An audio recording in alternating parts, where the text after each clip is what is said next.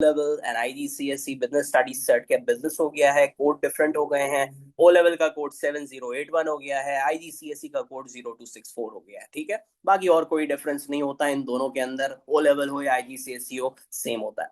चले अब हम आगे बात करेंगे and I want everyone to have some kind of writing material along with you whenever you take my class. ठीक है, मैं आप लोगों को नोट्स प्रोवाइड करूंगा, नोट्स भी मिलेंगे, पास पेपर्स भी मिलेंगे, लेकिन during the class you must have something with you. आप लोगों के पास कुछ ना कुछ राइटिंग पैड या आपके पास रफ कॉपी रजिस्टर्स या फिर आपके पास इसी तरीके का अगर कोई आईपैड है तो आप लोग अपने साथ रखेंगे। आपने अपनी चीजें नोट करते रहनी है, अपने हैंड रिटन से जो चीजें बनाई जाती हैं लिखी जाती हैं वो सबसे बेस्ट नोट्स होते हैं। सिलेबस सबसे पहले मैंने आपके सामने लिख दिया है बेटा, सबसे पहले मैं चाहूंगा आप सब लोग अपना सिलेबस कॉपी करें, इस सिलेबस को नोट डाउन करें और फिर मैं सिलेबस का ब्रेकअप आपको समझाता हूँ कि किस तरीके से सिलेबस का ब्रेकअप बना हुआ है। Now will talk about the paper pattern. Now this is the massive change, answer writing की दुनिया ही बदल देगा आप लोगों की, क्योंकि पेपर वन को जैसे पहले अटेम्प्ट किया जाता था अब वैसे अटेम्प्ट नहीं किया जा रहा। और इसी मार्क्स, पेपर वन 80 मार्क्स का होता है और ये 80 मार्क्स किस तरीके से डिस्ट्रीब्यूटेड होते हैं? 80 मार्क्स डिस्ट्रीब्यूटेड होते हैं बेटा 4 क्वेश्चंस के अंदर। और सबसे पहली इंपॉर्टेंट चीज, paper one is called data response question. ठीक है, data responses. Now what is data responses? Data responses का मतलब होता है कि आपके 4 क्वेश्चंस के ऊपर 4 छोटी छोटी स्टोरीज होंगी बिजनेस। ठीक है, छोटा छोटा सा डाटा गिवन होगा, business A B C, business X Y Z, हर क्वेश्चन के ऊपर एक अलग डाटा होगा। तो 4 क्वेश्चंस होंगे, 4 डाटा रिस्पॉन्सेज होंगे। अब वो चारों के चारों जो डाटा रिस्पॉन्सेज आपको दिए जाएंगे उसी के बेस पे क्वेश्चन बनेगा। For example question number one में आया बिजनेस एबीसी, तो अब वो सारे के सारे क्वेश्चन होंगे क्वेश्चन नंबर वन के, जितने भी पार्ट्स हैं ए से लेकर डी तक, वो सारे के सारे उस डाटा रिस्पॉन्स के होंगे। तो क्वेश्चन नंबर टू होगा बिजनेस एक्स वाई सी, तो फिर पूरा का पूरा क्वेश्चन टू एक्स वाई जी के ऊपर बनेगा। इसी तरीके से 4 केस स्टडीज आप समझ लो छोटी छोटी सी होंगी, उनको डाटा रिस्पॉन्सेज बोल लो, उनको केस स्टडी बोल लो, इट्स अप टू यू, लेकिन कहलाते हैं वो डाटा रिस्पॉन्सेज। हर डाटा रिस्पॉन्स के ऊपर क्वेश्चन होगा। अच्छा, अब हर क्वेश्चन 20 मार्क्स का होगा। 20 मार्क का क्वेश्चन इस तरीके से डिवाइडेड है इनटू पार्ट्स। अच्छा, पहले का भी बता दूं तुम लोगों को, पहले जब बिजनेस स्टडीज हुआ करता था उस वक्त 5 पार्ट्स होते थे। पहले होते थे ए बी सी डी और ई, पहले होते थे 2 2 4 6 और 6। समझ रहे हो? ये था प्रीवियस पैटर्न, ये थी एक पुरानी हिस्ट्री बिजनेस स्टडीज की। पहले पेपर ऐसे आता था। अब क्या है, ई पार्ट को हटा दिया इन्होंने, अब कर दिए इन्होंने सिर्फ और सिर्फ 4 पार्ट्स, 4 पार्ट्स ओनली। और मैं फिर बोल रहा हूँ तुम लोग पहले हो, तुम लोग पहले पहले बैच हो जो ये पेपर अटेम्प्ट करने वाले हो। ठीक है, सो इन्होंने चेंजेस कर दिए हैं, इन्होंने ई पार्ट को हटा दिया है और ई पार्ट को हटाने के बाद इन्होंने मार्क्स को कर दिया इस तरीके से रिवाइज। अब ए पार्ट जो है वो 2 मार्क्स का है, बी पार्ट 4 मार्क का कर दिया है, सी पार्ट इन्होंने 6 मार्क्स का कर दिया है और डी पार्ट के मार्क्स बढ़ा के इन्होंने 8 मार्क्स कर दिया है। आप बोल रहे सर हमारे साथ ही क्यों हो रहा है ऐसा? हाँ, so it's a good news and a bad news at the same time, because हाँ थोड़ा सा लगता है कि यार सर 8 मार्क का क्वेश्चन कर दिया, 8 मार्क का क्वेश्चन ले आए, लेकिन it is a good news at the same time because उसने पार्ट्स कम कर दिए हैं। ठीक है ना, ई पार्ट हटा दिया ना। हम आगे बढ़ते हैं पेपर वन के बाद पेपर टू पे, और फिर इसके बाद मैं आपको बताता हूँ ग्रेड थ्रेशोल्ड। पहले पेपर टू पे बात कर लेते हैं, फिर इसके बाद ग्रेड थ्रेशोल्ड पे भी बात करते हैं। Now paper two is relatively same, you can say बिल्कुल वैसा ही है जैसे पहले होता था। ठीक है, कोई बड़ी चेंज नहीं। पेपर टू पहले भी वैसा ही था, जब बिजनेस स्टडीज होता था, अभी बिजनेस हो गया है तब भी वैसे ही। So there is no huge differences. 80 marks, 1 hour 30 minutes, and the syllabus is also fully tested in both paper one and paper two. तो इसके अंदर कोई सेक्शंस नहीं है कि पेपर वन इतने से आएगा पेपर टू इतने में से आएगा, ऐसा कोई सीन नहीं है। ठीक है, सारा पेपर, पेपर वन हो पेपर टू हो, पूरे सिलेबस से बनता है। तो इसके लिए ऐसी कोई कहानी नहीं है कि सेक्शन ए टू बी और सी करके चले जाएं सर, या section unit one two three करके इसके लिए चले, ऐसा कुछ नहीं। सही है, तो बाकी पूरा का पूरा सिलेबस आपको करना होगा, पेपर वन के लिए भी पेपर टू के लिए भी। And the weightage obviously it's equal, उसके भी 80 मार्क्स हैं, इसके भी 80 मार्क्स हैं, उसको भी इतना ही टाइम मिला है, इसको भी इतना ही टाइम मिला है, तो वेटेज भी सेम है। तो अगर कोई ये बोले कि पेपर वन कम इंपॉर्टेंट है पेपर टू ज्यादा इंपॉर्टेंट है, तो फजूल बात है। ठीक है, ऐसा कुछ नहीं है, दोनों की इक्वल इंपॉर्टेंस है। पेपर वन हो या पेपर टू, दोनों का इक्वल वेटेज बनता है। जब आप लोगों का फाइनल ग्रेड बनता है तो ये इक्वल ग्रेड बनता है। तो इसलिए इस चक्कर में बिल्कुल मत जाइएगा कि पेपर वन को हम कर देते हैं हल्का, पेपर टू को ज्यादा स्ट्रॉन्ग कर लेते हैं क्योंकि इसकी वेटेज, ऐसा कुछ नहीं। ठीक है, तो पेपर वन 80 मार्क्स, पेपर 2 भी 80 marks, paper 1 1 hour 30 minutes, paper 2 भी 1 आवर 30 मिनट्स। अच्छा, 4 क्वेश्चंस यहाँ पे भी आपसे पूछे जाएंगे और 20 मार्क्स के ही होंगे। तो सब पे फर्क क्या है? सब कुछ तो सेम है बेटा। सबसे पहला फर्क है कि इस बार जो केस स्टडी आपको आएगी वो अलग से केस स्टडी मिलेगी आपको इंसर्ट की शक्ल में। एक अलग से डॉक्यूमेंट आएगा, उस डॉक्यूमेंट में 2-3 पेजेस की एक बड़ी सी बिजनेस की कहानी होगी। यहाँ पे आपको हर क्वेश्चन के इस तरीके से 2 पार्ट्स मिलेंगे, 8 and 12।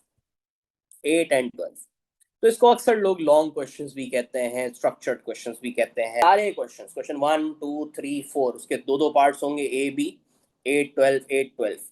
Knowledge, application, analysis, evaluation, ये नाम आपने कभी ना कभी सुने होंगे, लेकिन इसका मतलब सही से नहीं पता तो वो सिखाएंगे आपको, ठीक है, बताएंगे आपको क्या होता है इसका मतलब। ये सारी डिटेल्स आप लोगों के साथ शेयर होंगी, सही है? तो don't you worry about it.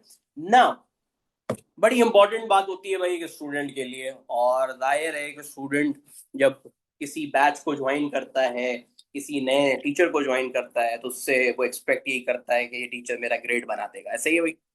तो आप लोग भी ये एक्सपेक्टेशन लेकर आए हैं डेफिनेटली। हाँ सर, क्यूबी से पढ़ने आए हैं तो सर इंशाल्लाह ग्रेड बना ही देंगे, ये स्टार तो ले ही आएंगे। हाँ, सबसे पहले तो मुझे ये पूछना है उससे, जो आप लोगों से मुझे मेन बात पूछनी है। अब इसमें मैं आप लोगों का थोड़ा सा इनपुट चाहूंगा, ठीक है? P1 कितने मार्क्स का था बेटा?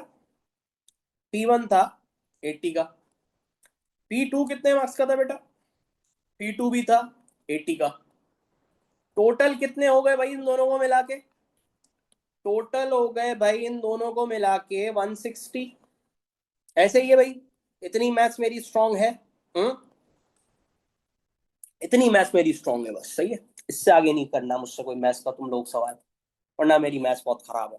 तो भाई 80 + 80 हो गए 160। अब मुझे तुम लोग बताओ, तुम लोग एक सवाल का जवाब दो।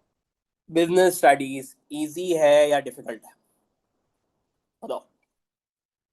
आपका जो इजी पेपर होता है, थोड़ा हाई होता है या लो होता है? यानी ज्यादा मार्क्स लाने पे ग्रेड आता है या कम मार्क्स लाने पे ग्रेड आ जाता है? इजी सब्जेक्ट की बात कर रहा हूँ। ऑब्वियसली हाई होता है सर। हम्म, बिल्कुल हाई होता है सर, ये भी कैसी बात है? बिल्कुल सही बोल रहे हैं, हाई होता है।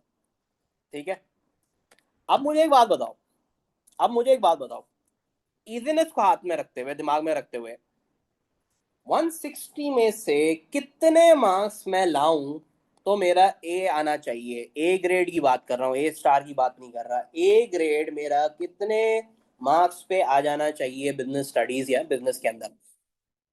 100+ पे। 160 है ना भाई, 160 में से कम अगर हम आसान भी रखें तो 120 110, इस तरीके से आप लोगों के दिमाग में भी आ रही है बात। हाँ सर, इतना तो होना चाहिए। और कुछ जो बच्चे वाकई में जानते हैं सब्जेक्ट थ्रेशोल्ड की थोड़ी सी सेंसिटिविटी को, तो वो बच्चे मुझे ये बोलते हैं कि सर 130 में बनना चाहिए फिर तो, क्योंकि वेरी हाई थ्रेशोल्ड सब्जेक्ट है, क्योंकि बहुत आसान है। तो नॉर्मली लोग मुझे बोलते हैं कि सर 100 से लेकर 120 तक बनना चाहिए कम से कम, या तो 130 पे भी हो सकता है। लेकिन रियलिटी में पता है कितने में बनता है? अब जो मैं तुम लोगों को बताने वाला हूँ ना, ये गुड न्यूज भी है, बैड न्यूज भी है। गुड न्यूज भी है, बैड न्यूज भी है। ए ग्रेड आप लोगों को लाने के लिए बिजनेस के अंदर you just need 89 marks. 89 percentage नहीं बोल रहा हूँ, 89 मार्क्स आउट ऑफ 160 बोल रहा हूँ। 89 मार्क्स राउंड ऑफ कर लो, 90 मार्क्स। आप बोलोगे ये क्या है, कैसे हो सकता है सर? इतना ज्यादा कम थ्रेशोल्ड कैसे हो सकता है सर? इतना ज्यादा कोई टेक्निकल या डिफिकल्ट पेपर तो नहीं है ये, तो ये इतना ज्यादा कैसे कम है? तो ये गुड न्यूज है ना भाई आप लोगों के लिए, लेकर आओ। हाँ, अब ए का बता दिया तो चलो ए स्टार भी सुन लो। ए स्टार कितने में बता? ए स्टार आप लोगों का बन जाता है बेटा, ए स्टार आप लोगों का बन जाता है अप्रोक्सीमेटली 110 से लेकर 120 के अंदर। अप्रोक्सीमेट फिगर दे रहा हूं। 110 और 120। मुझे एक बात बता पर यार, 160 में से अगर आप बात करो तो 110 marks, 120 marks, still 40-50 marks lose करने का मार्जिन है तुम लोगों के पास यार। कहाँ लूज करोगे भाई, कितने लूज कर लोगे मार्क्स? हाँ, कितना कटवा लोगे? हद होती है ना, एक लिमिट होती है। इसका क्या मतलब है कि भाई it's a bonus paper for you, it's a bonus subject for you.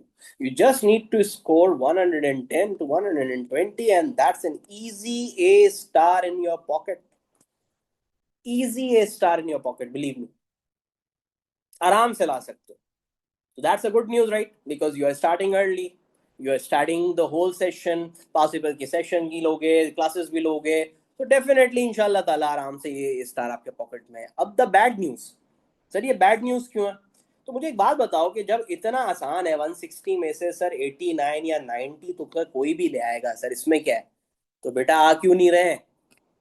Threshold लो होने का क्या मतलब है? थ्रेशोल्ड लो होने का मतलब है कि स्टूडेंट्स के आ नहीं रहे मार्क्स, ये भी तो लो है। तो आखिर ऐसी क्या वजह है कि स्टूडेंट के मार्क्स लो हैं? इतने इजी सब्जेक्ट, कोई टेक्निकल चीज ही नहीं है इसमें तो।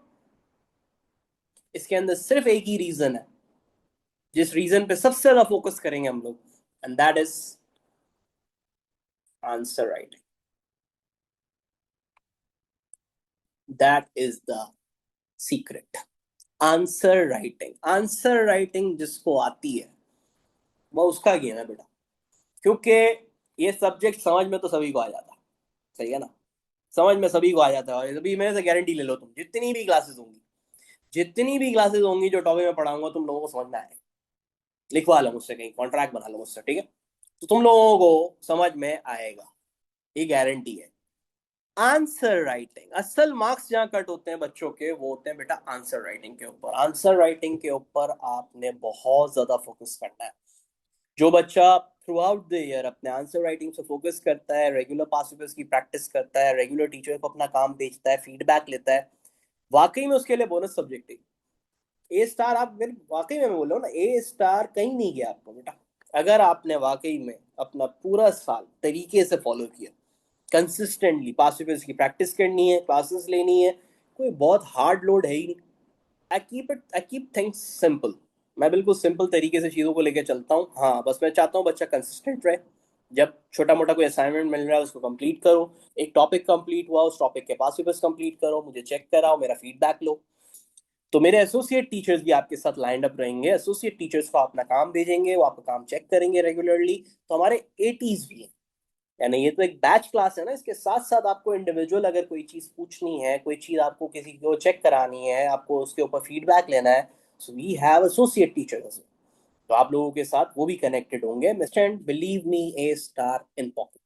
अब आपके ऊपर है कि इस सब्जेक्ट को आप किस तरीके से परसीव करते हो। क्या इस सब्जेक्ट को आप यूं देखते हो कि सर चल है ना, एक ही तो है, अभी आसान तो है, आराम से हो जाएगा, क्या इतना फोकस करना, then you will lose the grade. और अगर आप इस सब्जेक्ट को सीरियस लेके चलते हो कि नहीं यार ये सब्जेक्ट में सर ए स्टार चाहिए, तो डेफिनेटली ए स्टार आ सकता है। इवन के you can go for distinction, distinction की तरफ एम करो भाई।